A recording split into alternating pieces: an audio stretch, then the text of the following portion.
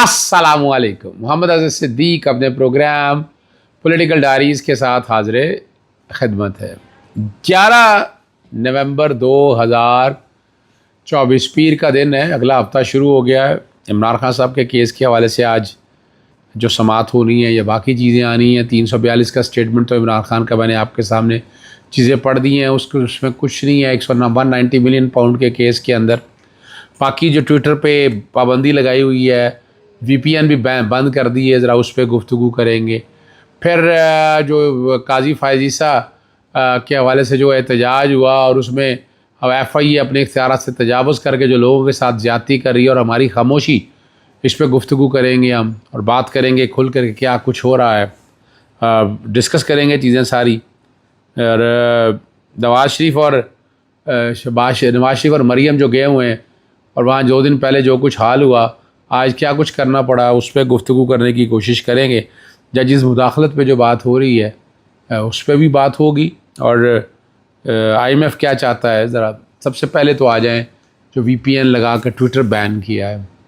आइन का आर्टिकल 1919 से बड़ा क्लियर है, इसको चैलेंज किया हुआ है लाहौर हाई कोर्ट के अंदर। लार्जर बेंच बना था, लार्जर बेंच के बाद सिंगल बेंच के पास केस आया, केस वो लगा नहीं और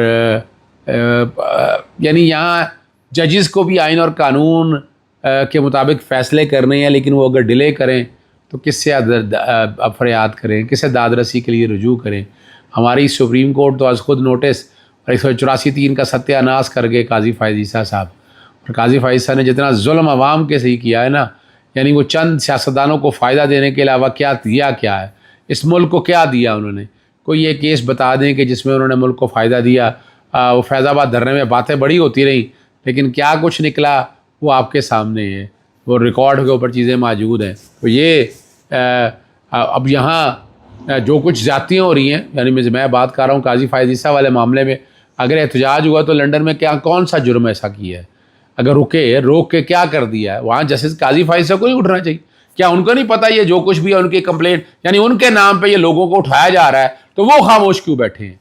वो तो अपनी मिसेस के साथ मुख्तलिफ जगह जा रहे हैं, लोग बातें कर रहे हैं, लेकिन क्या उन्हें नहीं सामने आना चाहिए? एक अच्छे शहरी के तौर पर, एक अच्छे अगर आप आपको समझते हैं कि बुनियादी हकूक़ के तहफ़्फ़ुज़ के लिए एक बेहतरीन चीज़ जो सीधे यहाँ सामने आना चाहिए, रोकना चाहिए FIA को, FIA से वजाहत तलब करनी चाहिए, कहना चाहिए सुप्रीम कोर्ट को उसका खुद नोटिस का जुडिशल कमीशन बनाए, क्यों कर रहा है, किस लिए कर रहा है, किसके कहने पर यह सारा कुछ हो रहा है। यानी काजी फायज़ ईसा को सामने तो आना होगा। और फिर नवान के साथ, उस बच्चे के साथ जो ज़्यादती हुई है, उनके घर वालों के साथ, सारा मीर के साथ मैं सुन रहा हूँ, अब बड़ी बातें हो रही हैं, यानी लोग घरों से उठा लिया लोगों को। ये जो कुछ भी ज़्यादती हो रहा है बहुत से लोगों के साथ हुई है। मैं कुछ चीज़ों का भी जिक्र नहीं करता, लेकिन मुझे बहुत सी चीज़ों का पता है कि उन लोगों के तकरीबन जितने भी 23 लोग आए हैं, उनके रिश्तेदारों को, आसपास को, लोगों को घरों से बिला वजह उठा के ले जाएँ, पुलिस ले जा रही है, FIA ले जा रही है, ना को पर्चा दर्ज है। यानी वो पाकिस्तानी कवानीन सारे उठा कर देख लें, नादर एक्ट देख लें, अगर CNSE ब्लॉक करना है तो उसका तरीक़ाकार क्या है, सिटीज़नशिप एक्ट उठा कर देख लें, अगर सिटीज़नशिप ख़त्म करनी है तो क्या तरीक़ाकार है, और अगर आप पासपोर्ट कंट्रोल है, पासपोर्ट एक्ट उठा कर देख लें। PCL में तो नाम डाल सकते हैं, पर्चा दर्ज हो और वो पूरा एक प्रोसेस हो।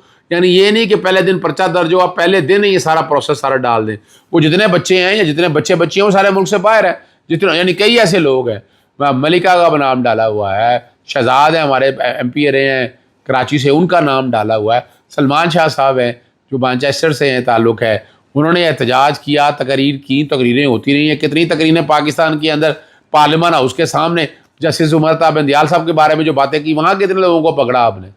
यानी क्या, किस बुनियाद पर आप ये कर रहे हैं ना, ये सवाल है। क्या काजी फायज़ ईसा खुद कंप्लेनेंट है? नहीं ना। अगर कंप्लेंट है कोई, और कमाल की बात है वो वाक़या 30 का था या 31 का था, तो 30 ही को नोटिस जारी होते हैं, यकम को बुला लेते हैं। नोटिस मेरे पास बड़े हैं, बैकग्राउंड पे क्या चलाना है, वो नामों की वजह से नहीं मैं चला रहा। 2 दिन में इतला दे दें, कहाँ जो मुल्क से बाहर है 2 दिन में आ जाएं। कोई इंक्वायरी कोई हुई नहीं, इन्वेस्टिगेशन कोई हुई नहीं, कोई पर्चा दर्ज हुआ था तो पर्चा दिखाएं, कौम के सामने लेके आएँ। फिर आपने वो अखबारों में खबर चलाई कि जनाब अपना मुल्क बदर करने के लिए लिख दिया, पासपोर्ट ब्लॉक कर दिए। किस कानून के तहत है? ज़रा कानून भी बता देना हमें। अखबारों में जो खबरें लगी ये डेफेमेशन की है, डेफेमेशन का एक एलिमेंट बड़ा वाज़ेह तौर पर ये सामने आएगा कि किस बुनियाद पर, क्या आपके पास वजूहात क्या थी, ये जो आपने खबर दी है, क्या खबर झूठ पर मबनी है, ये बातें भी बड़ी होनी है। یعنی چیزیں تو اب کھل کے سامنے آئیں گی اور آپ کے پاس جواب کوئی نہیں ہوگا ان چیزوں کا. چلیں آگے چلتے ہیں. اس پہ میں بتا رہا ہوں ہم لکھ رہے ہیں جوڈیشل ایکٹیویزم پینل کی طرف سے اوورسیز کے لیے ہم یہ آواز اٹھائیں گے اور ہم یہ ساری باتیں قوم کے سامنے لے کر آئیں گے. ہمارا مقصد بنیادی حقوق کا تحفظ ہے اور اس کے لیے آواز اٹھاتے رہیں گے. دوسری جو بات ہے وہ آپ نے دیکھ لی ہے. مریم صفدر اور نواز شریف جب جنیوا میں جا رہے تھے اور چیف سیکرٹری بھی ساتھ تھے, پھر وہ ڈاکٹر عدنان بھی ساتھ تھے, اور وہاں ایک عورت نے دل کی آواز میں آواز اٹھائی اور اتنی وائرل ہوئی یہ پریشان ہو گئے. اگلے دن یعنی بیچ میں کوئی ڈب ہوتی رہی, کچھ بیچ میں بتاتے رہے کہ نعرے نہیں, تعریفیں تھیں. پھر آج تو ایک واقعہ کر دیا کہ چار لوگ کھڑے کر کے نعرے لگوا دیے کہ ان میں وہ بعد میں ایک ویڈیو بھی آئی, تصویر بھی آئی کہ وہ صاحب جو ہیں بعد میں نواز شریف کے ساتھ بیٹھے بھی ہوئے ہیں, اپنا میز پہ ساتھ بیٹھے ہوئے ہیں, تصویر بھی اتری ہوئی ہے. تو پلانٹڈ چیزیں تو سامنے آ گئی نا. اگر کسی نے احتجاج اگر کیا بھی ہے تو احتجاج کرنا اس کا حق ہے. اگر اس نے اس ملک کے قوانین کی خلاف ورزی کی آپ وہاں کریں, وہاں آپ کو روکا ہے کسی نے.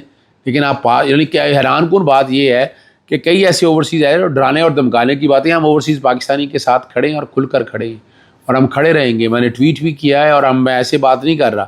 جوڈیشل ایکٹیویزم پینل چیزوں کو آگے لے کر بھی آئے گا اور کوشش کرے گا کہ چیزیں ساری سامنے رکھیں, عوام کے قوم کے سامنے رکھیں نا. یعنی چلیں آپ کو آگے لے کر چلتے ہیں. جو معاملہ اگلا جو ہے وہ بڑا اہم معاملہ ہے. جیسے جائزہ فرید نے ججز کا مداخلت کے معاملے کا میں بڑا سخت نوٹس لیا ہے. مداخلت برداشت نہیں کریں گے. اس سارے دہشت گردی کی عدالتوں کے ججز کے بارے میں ہے اور تاکہ 9 مئی کے معاملات جو ہے نا وہ جلد از جلد نپٹائے جا سکیں.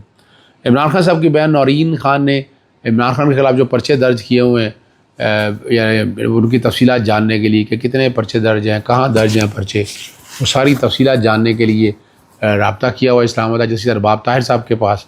اور وہ اس طرح کی کئی درخواستیں ہم نے بھی دائر کی تھیں. لاہور ہائی کورٹ بھی ہم دائر کرتے رہے کہ لے کے آئیں.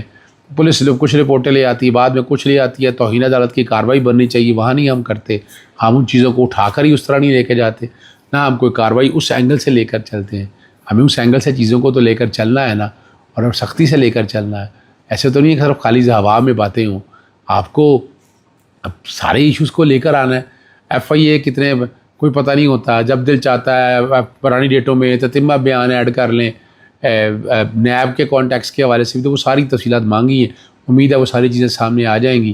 وہ چیزیں آ کر ایک ایک چیز بتانی پڑے گی کہ کس طرح سے کیا کہانی ہے, اور اصل کہانی بھی سامنے آنی چاہیے تاکہ قوم کو پتہ چل سکے حالات کیا ہیں. آخر میں جو آئی ایم ایف کے حوالے سے بات ہے, 11 سے 15 نومبر تک پاکستانی حکام سے آن لائن رابطے میں ہے اور ڈو مور کا مطالبہ کر دیا ہے. اور ان کا کہہ رہا ہے ایکسٹرنل فائنینسنگ گیپ جو ہے $5 ارب کا ہے.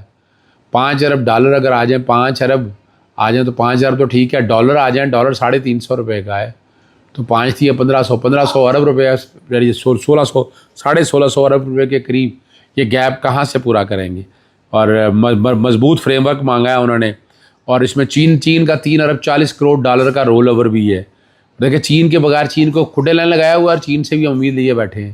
عمران خان نے کوشش کی تھی کہ چیزیں ساری لے کر چل جائیں, اور آئی ایم ایف نے $7 ارب کا قرض پروگرام ایکسٹرنل فائنینسنگ گیپ کے خاتمے سے مشروط کر دیا ہے. اور یہاں آخر میں بات صرف اتنی کرتا چلوں, عمران خان کے بارے میں کہا گیا ڈونلڈ ٹرمپ کے حوالے سے ذاتی تعلقات اپنی جگہ ہیں, لیکن شاہد خاقان عباسی نے ایک پروگرام میں پارلیمنٹ کے پروگرام میں یہ ایڈمٹ کیا ہے کہ بل کلنٹن نے نواز شریف کی رہائی کے لیے ذاتی کردار ادا کیا تھا, اور ان کے کہنے پہ رہا. جو باتیں بڑی کر رہے تھے آج وہ کیا کہیں گے, ان دم چھلنوں پہ کیا بات کریں گے؟ ہے ہی کچھ نہیں, کہنے کے لیے کچھ نہیں ہے.